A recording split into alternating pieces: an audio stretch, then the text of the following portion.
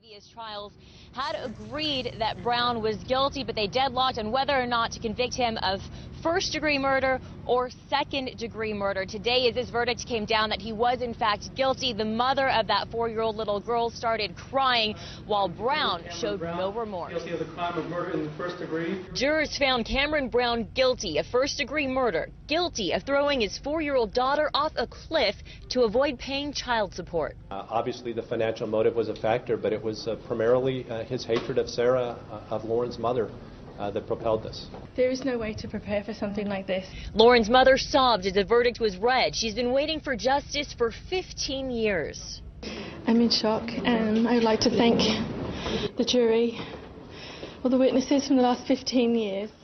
It was November 2000 when Cameron Brown claimed Lauren slipped off a Rancho Palos Verdes cliff and fell 120 feet to her death. It's been a hard-fought battle for 15 years. The defendant's story is a lie. The prosecution successfully argued 53-year-old Brown's a cold-hearted man and never wanted his daughter Lauren, and that when his girlfriend refused to have an abortion, Brown plotted to kill. It didn't seem likely that a 4-year-old girl would be up there of her own volition. What to convict him of, first or second-degree murder, but this time jurors were unanimous. I'm sorry to Sarah for all the pain she has been going through. I'm sorry for your death of your baby, but justice has finally been served. Lauren would have turned 18 this summer. Her family says she is still sorely missed with every passing day. I see how she has touched so many people in her short time that she graced us. Now the next step is that Brown will be sentenced. That's happening June 19th. He faces life without the possibility of parole. Reporting from downtown LA, Christina Pascucci, KTLA 5 News. And this just into our newsroom. Breaking news: a Columbus man convicted of killing his ex-girlfriend and their young child has been sentenced to death. The murders happened in January of 2018 on Fleet Road in southeast Columbus. Court records show Christopher Garrett brutally stabbed 34-year-old Nicole Duxon and their 4-year-old daughter. Their bodies were found in the backyard of a home. Developing it for an update in the heartbreaking case of a Salem mother and her 3-year-old son found dead in 2019 in the woods outside Yamhill. Now the boy's father, Michael Wolf, has pleaded guilty to murder. Let's bring in investigative reporter Evan Watson. Evan, while this is a tragedy on so many fronts for the family of Carissa Fretwell and little Billy, this news has to be a significant step forward. Yes, David, as part of the guilty plea, Wolf will avoid the death penalty, but there's a mandatory life sentence for both counts with a possibility of parole after 30 years. Investigators found Carissa Fretwell and 3-year-old Billy in the woods west of Yamhill in May 2019. Prosecutors say Fretwell was shot in the head and killed, and they say Billy's cause of death is undetermined and will remain undetermined. 2 months earlier, Michael Wolf had been ordered to pay about $900 a month in child support after Fretwell took him to court to prove he was the father. Detectives said Wolf knew the area where the bodies were found and left work around the same time Fretwell and her son went missing.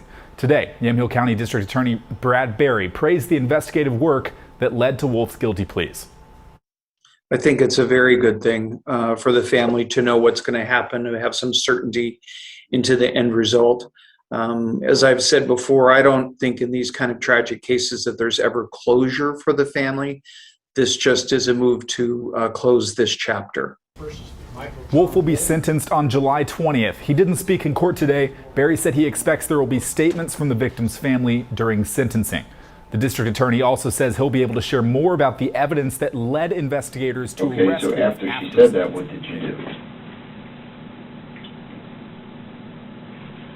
Okay, upset. You became upset? Where was the gun at?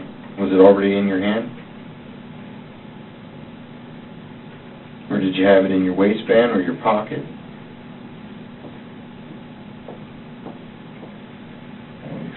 In your waistband? Did you say anything to her prior to pulling the gun out? I said, hey, she said, yeah, you should know this. I want to talk to her about Billy. Huh? And I want to talk about the child support. Okay. That's why I came. So you went over there to talk about the child support. What did you want to talk to her about? That she would take it off. That she wanted to take it off? And what did she say? I just see the letter in the mail. I guess, I don't know. When did you receive the letter in the mail? It was recent though? Yeah. So did you actually tell her that you received the letter? Yeah. So did you tell her that she needs to take the child support off, or no, you didn't?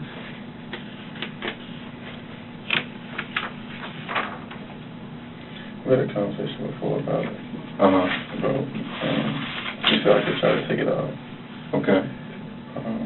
But they said I could. Charged after police say he shot the mother of his child over child support.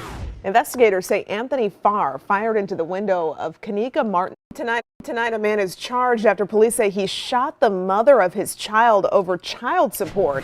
Investigators say Anthony Farr fired into the window of Kanika Martin's North St. Louis County home as she sat on the couch.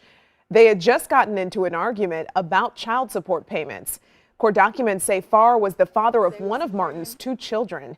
Martin's parents were inside the home and say they could hear Farr's voice through the window. According to court documents, the mother, Monique Durham, admitting her boyfriend killed her 2-year-old child after he abused the child and that she saw him remove the body. But they also say she admitted to accepting child support payments even though she knew her daughter was dead.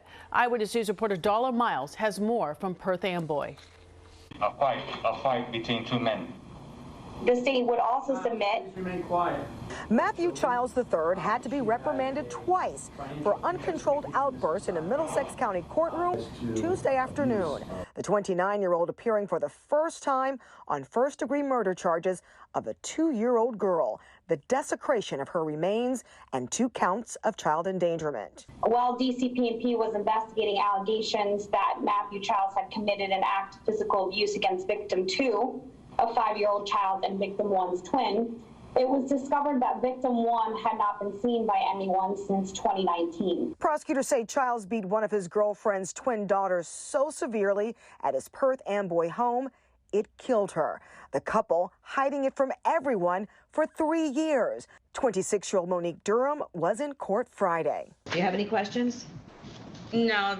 Durham is charged with 2 counts of child endangerment and theft for continuing to accept child support from the biological father of her deceased daughter.